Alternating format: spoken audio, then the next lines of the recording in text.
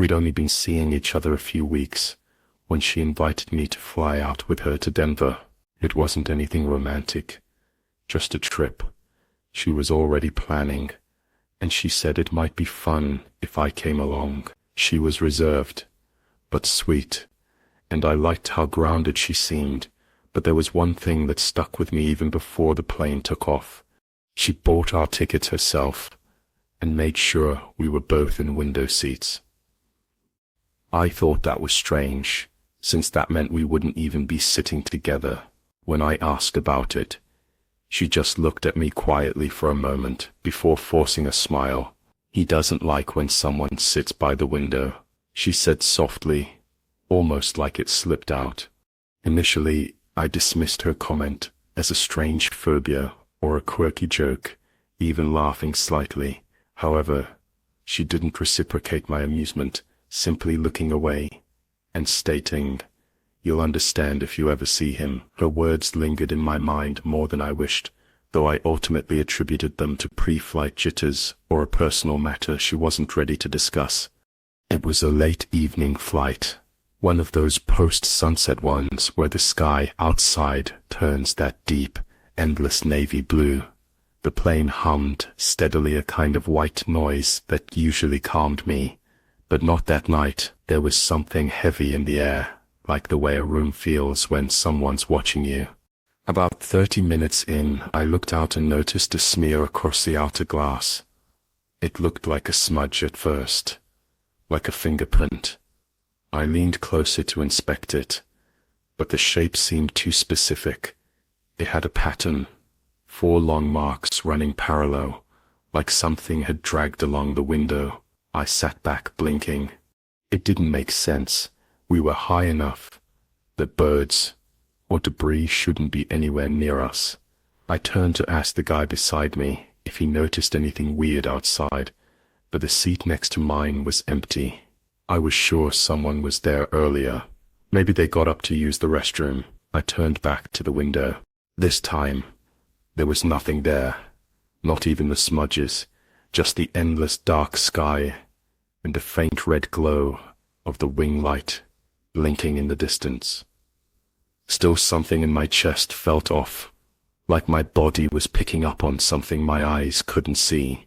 That subtle kind of fear that doesn't make sense, but won't leave you alone. I tried distracting myself by watching one of the in-flight movies. I even glanced back at her row once or twice, but she never looked up. She stayed pressed close to the window the entire time, not asleep, not moving, just watching. About an hour into the flight, I started to feel cold, not normal, airplane cold, the kind of chill that wraps around your spine and makes your fingertips feel numb. I grabbed the blanket from under the seat and tried to shake it off. The hum of the engine felt quieter now, like something was muffling it. I noticed the window again, not the smudges. Those were gone, but the reflection, it didn't line up right. The cabin lights were dim, so I could clearly see my face in the glass, except for a second. I swear the reflection blinked before I did. I stared at it, unmoving, until the overhead light flickered and broke. The moment I laughed a little too loud, trying to shrug it off. A tired mind plays tricks on you at altitude. At least, that's what I told myself. I leaned back and closed my eyes for a moment, but that chill didn't go away. It felt like it had sunk into the seat with me. I decided to check on her. Something didn't feel right about how still she had been the whole time. I unbuckled and made my way down the aisle, careful not to disturb the other passengers who were dozing or watching their screens. When I got closer to her row, I slowed down. She was wide awake, still leaning against the window, but now her hand was braced against the wall like she was holding something back. Her breathing was sharp and shallow. I whispered her name, and she flinched before turning to me. Her eyes were wide, like she wasn't expecting to see me. "You shouldn't be standing," she whispered, glancing past me at the row across the aisle. Just go back to your seat, please. Her voice was trembling, like something had her rattled deep down. I hesitated, looking past her into the window. She'd been fixed on Dodd. There was nothing there.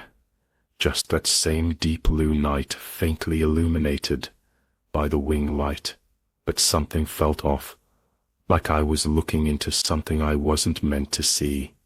As I turned, I couldn't help but glance at the window again, just once, and for a heartbeat, I thought I saw the silhouette of a face pressed against the outer glass. I walked back to my seat, slowly trying to make sense of what she had said. My chest felt tight, like I was dragging something invisible behind me.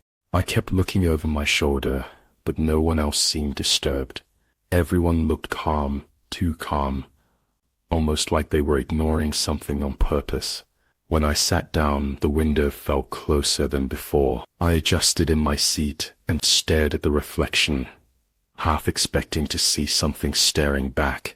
Nothing, just me, tired, uneasy, and now deeply unsettled.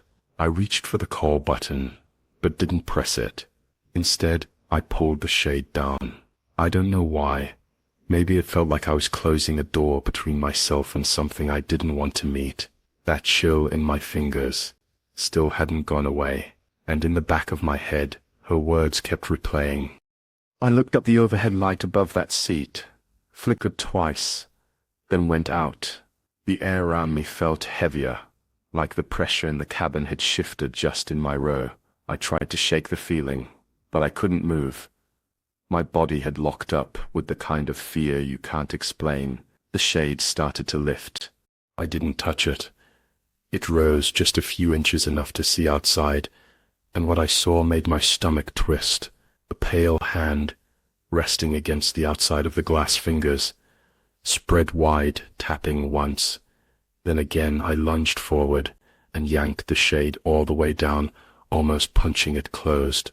My breath was loud in my ears. I looked around, hoping someone else saw it, but everyone around me looked frozen in time, eyes closed, motionless like nothing had happened. After a few minutes, the lights returned to normal. The cold faded, and the pressure in the air lifted just like that. A flight attendant passed by, smiling politely, like nothing was wrong. I forced myself to breathe. The rest of the flight was quiet too. We landed without incident. She didn't say a word until we were off the plane, at baggage claim. She finally looked at me and said, "He gets curious when people sit in the aisle." I tried to ask more, but she was already walking away, blending into the crowd. I never saw her again. After that trip, her numbers stopped working. A week later, I even checked social media. Nothing. It was like she vanished. I kept replaying the flight in my mind, wondering if it was real or something. My mind invented in the dark, but I still fly sometimes for work, and every now and then when I end up in an aisle seat, I catch myself glancing toward the windows. Once I thought I heard tapping soft, like fingernails. Just once. I haven't taken a red eye since. If you enjoyed this story, be sure to like, share, and subscribe. This happened last winter on a domestic flight from Boston to Seattle. It was one of those long hauls, 6 hours, and we were flying into some messy weather. I travel often for work, so turbulence and delayed landings don't usually rattle me, but something about this flight felt off the moment. Not a mechanical issue, just off, like the dimming wasn't synced right, or the color turn kept shifting slightly. Nobody else seemed to notice, which made it feel even weirder somehow. I had the aisle seat in the middle section, and next to me was a quiet man in his late 40s reading a hardcover book. He had the kind of calm, solitary vibe of someone who flies a lot, but never speaks, unless spoken to. The third seat was empty behind us. Everything looked normal, until one of the passengers got up. It was maybe an hour after takeoff, when a guy a few rows ahead of me, walked to the back. He was in his mid-30s, hoodie and earbuds, and looked like he'd been half asleep most of the flight. He stood outside the lavatory for a bit, waiting. Then he went in, and the door clicked shut, like normal. I didn't pay attention to it. After that time passed, snacks came by, and the attendants moved quietly up and down the aisle. The man beside me got up at one point to stretch his legs.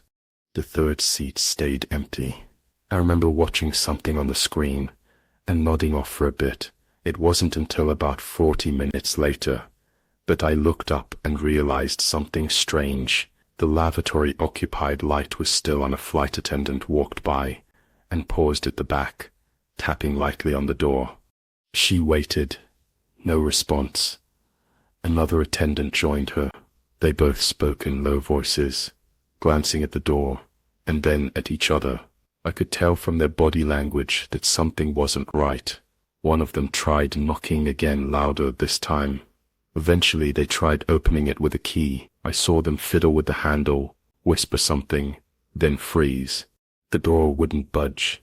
A few passengers near the back started shifting in their seats. There was no panic, just a strange collective quiet. The announcement never came. No one said anything over the intercom. The attendants walked briskly to the front after a third attempt at the handle. I don't know what they expected to find in there, but whatever it was, they didn't find it. I leaned into the aisle a little, trying not to be obvious. The lights had dimmed again, but it wasn't the usual night setting.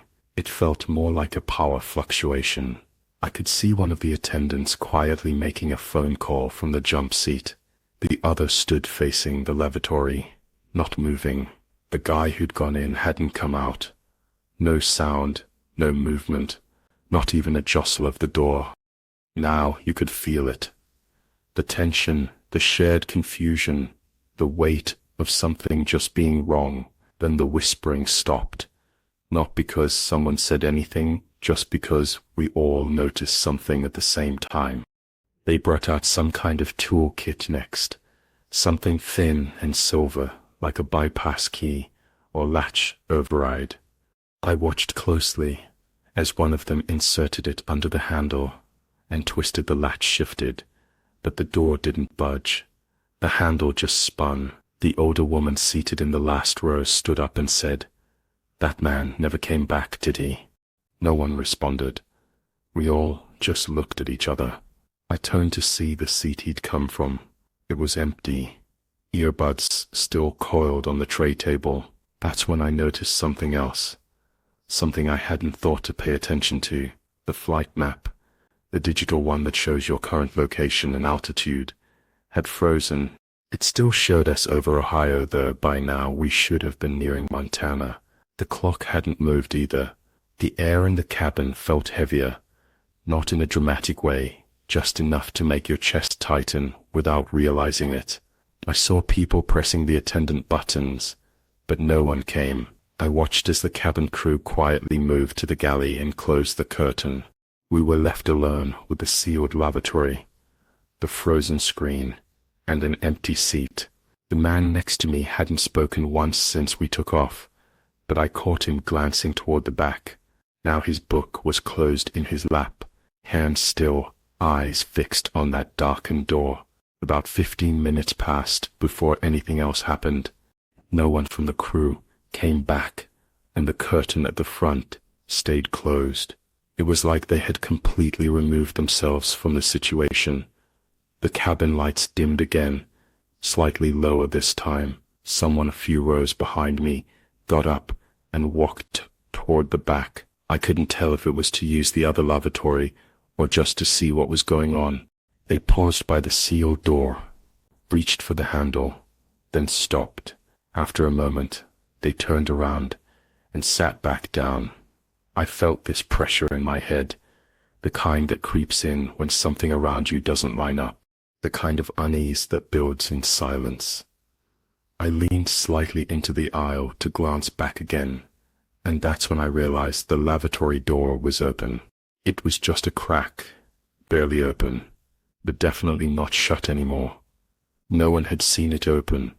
No one had been called back.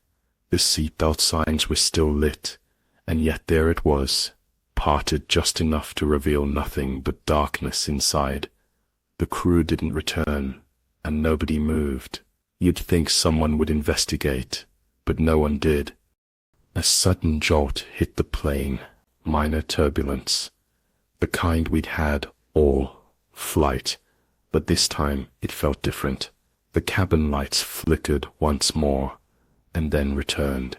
The lavatory door had closed again. No sound, no click, just shut.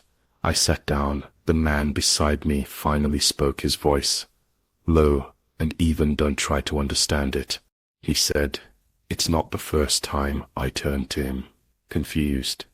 He didn't say anything else, just reopened his book and kept reading. We landed an hour later without any announcements. The crew stayed behind the curtain until the wheels touched down. Once the seatbelt sign turned off, they reappeared, calm, smiling, mechanical, like they'd rehearsed it all in advance. When I got off the plane, I noticed security and a staff member standing at the gate. I asked if everything was all right. One of them looked at the manifest. "You sure you were on that flight?" she asked. "That flight landed an hour earlier than scheduled, and there's no one missing." I didn't argue. I just walked out, but I haven't flown since. Sometimes late at night, I wonder what I would have seen if I'd opened that door myself, whatever it was. I don't think it ever left that plane. It was one of those short weekend getaways we used to take before life got too busy. Just me and my wife Carly on a 2-hour flight to Denver for a friend's engagement dinner. We booked separate seats initially, but at the gate I switched mine to an open window spot. She said she'd catch up on reading and didn't mind sitting apart. The plane wasn't full. I had the entire row to myself, which honestly felt like a luxury. I sat by the window, tray table down, earbuds in, and watched the other passengers board. Carly gave me a thumbs up from a few rows behind and to the left. We took off smoothly. No delays. I remember noticing how grey the sky looked above the clouds, thicker than usual, like we were climbing into a storm. I didn't think much of it. The hum of the plane and the slight rattle of trays were familiar sounds I'd long gotten used to. I watched some show on the screen in front of me, something forgettable, then pulled my jacket around me and shut my eyes. The flight was steady for the first hour. At some point I felt the first bump, minor turbulence, nothing serious. Just that subtle drop in the stomach. That's when I felt it. A hand slipping into mine, not grabbing, just gently wrapping around like someone needed reassurance. I didn't open my eyes at first. I thought Carly had moved up and sat beside me. Maybe the row beside her emptied, and she wanted to be near. I gave her hand a small squeeze and whispered, "You okay?" But she didn't answer. I opened my eyes, and I was still alone. The seat beside me was completely empty, and the armrest was still down. I pulled my hand back like it had touched something hot. I looked around confused. The people in the row ahead of me were still locked into their screens or books. No one seemed to notice anything odd. I leaned over the seat to check the aisle. Carly was still in her original seat, 3 rows back, headphones on reading. She hadn't moved. I kept looking at my own hand as if I expected to see something left behind. I didn't want to make a scene, so I sat still and tried to convince myself I had just imagined it. But then we hit another small patch of turbulence, and this time I felt it again. Fingers colder, now wrapped tight around mine. For a full 2 seconds, I jerked my arm back and hit the window hard. The grip vanished instantly. I didn't call the flight attendant. I didn't even turn around. I just sat there with my heart pounding, staring at the seat next to me. It was still empty. I ran my fingers across my palm, like I was trying to erase what just happened. The light above my seat flickered once, not like a full power glitch, just a soft dim and return like a blink. I glanced up then toward the window outside. Everything was shrouded in cloud cover, no wing visible, no horizon, just white. Carly was still in her seat. I watched her for a few seconds. She was flipping a page in her book and didn't even glance up. I thought about standing and switching places with her, but something kept me frozen. I couldn't bring myself to leave my seat. We had a stretch of smooth air, and for a while I tried to pretend I had imagined the whole thing. Maybe it was nerves or muscle memory. Maybe I just wanted Carly's hand there so badly that my brain played a trick. But it didn't feel like imagination. I could still remember the exact pressure. It wasn't a gentle squeeze like Carly's hand would give. It was firmer, colder, like something trying to mimic the way humans touch, but getting it slightly wrong. Then came the third bump. Not the kind that makes the cabin gasp, but one of those fast vertical drops that leaves your stomach behind. At that exact second I fell. Something brushed my leg. Something low, right near my ankle moving.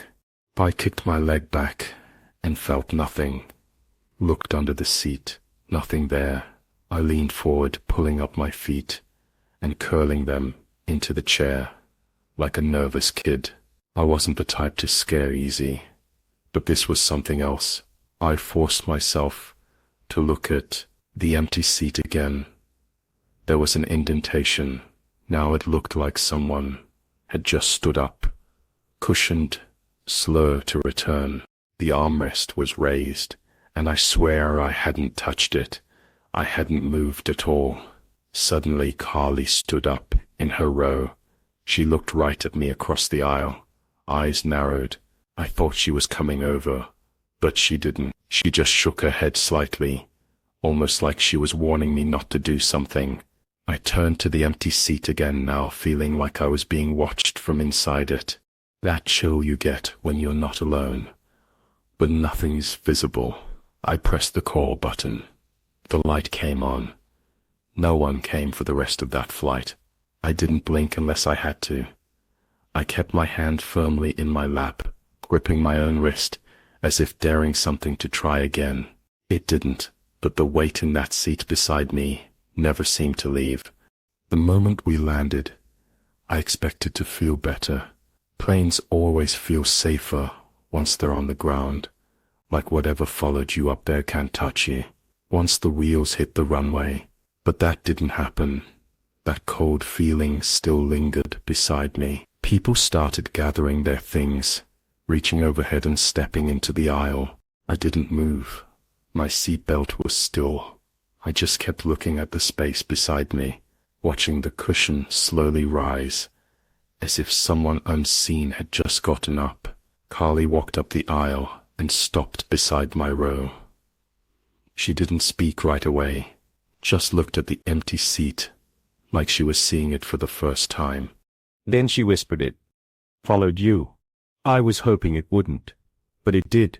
I stared at her confused, waiting for her to laugh or explain, but she didn't. Her expression never changed.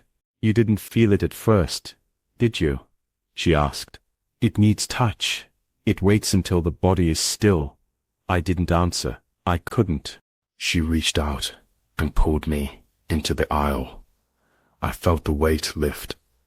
As I stood, like pressure had been clinging to my back, Carly kept glancing behind us as we walked off the plane, as if checking to make sure nothing was following too closely. When we stepped into the terminal, I finally asked her what she meant.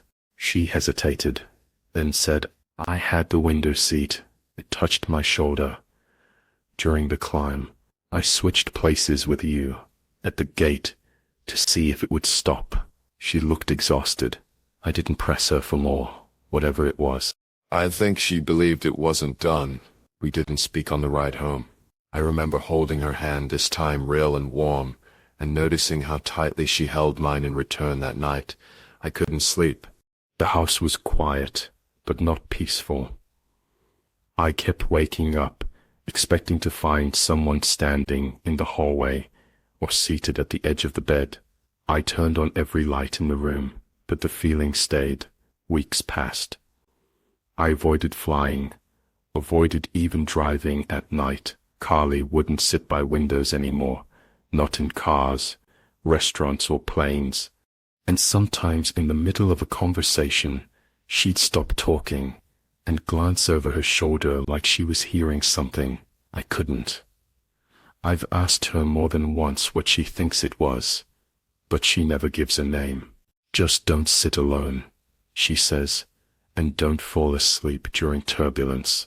I laugh it off in front of her, but deep down, I haven't forgotten the weight of that hand.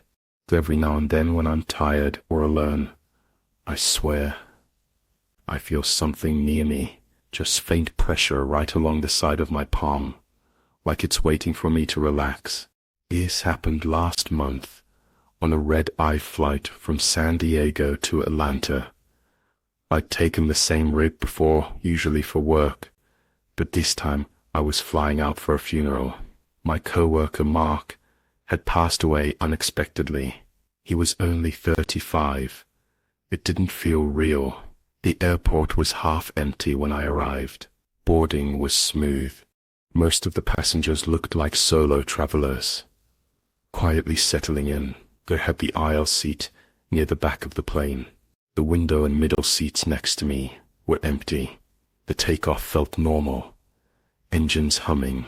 Seatbelt signs on that usual pressurization pop in the ears. We leveled out quickly, and the cabin lights dimmed for sleep mode. I pulled out a book, but barely read something about the flight, just quieter than usual. About an hour and people started dozing off. The flight attendants did a quick drink run and then disappeared behind the curtain near the galley. The cabin was still. No crying babies, no murmuring couples. It felt like I was the only one still awake. I was thinking about Mark, how surreal it was to be flying across the country for someone who used to text me memes during meetings. That's when the announcement came on. The intercom clicked, and I heard the pilot's voice. "Ladies and gentlemen, we're making an unscheduled descent." I froze. There hadn't been turbulence. Nothing had seemed wrong. The voice continued. "Please remain seated, and do not approach the front of the cabin." Then the intercom cut off. No explanation, just that calm, clipped tone that made my stomach twist.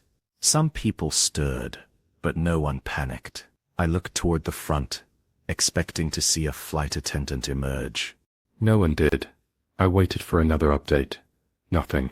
The seatbelt light blinked on, and the cabin stayed eerily still. I stood up just to peek down the aisle. One of the attendants was sitting in her jump seat behind the curtain, frozen eyes wide, not moving. I thought she might be asleep until I realized her eyes were open and unblinking. The pilot didn't speak again. No flight path updates, no altitude changes, just silence. I checked the screen in front of me. Flight path unavailable. I looked around and noticed something else. No one had gotten up. Not for the restroom, not once. I waited another 15 minutes, expecting something, an announcement, movement, anything. Nothing changed. The hum of the engines was the only sound.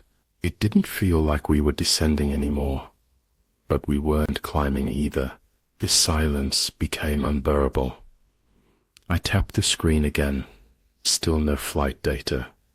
Just a frozen airline logo. My stomach was tense. Not from fear, exactly, but from that kind of confusion that keeps building with no answer in sight. I leaned across the aisle, toward a man who looked awake. "Did you hear that announcement?" I whispered. He blinked, like he hadn't registered my voice. Then nodded slowly. Yeah, he said, but there's something you should know. I checked the cockpit doors open. That didn't make sense. It's never opened mid-flight. I unbuckled and stepped quietly into the aisle. Half the passengers were asleep, or pretending to be. I walked slowly toward the front, past the galley. The curtain wasn't drawn. The door was ajar.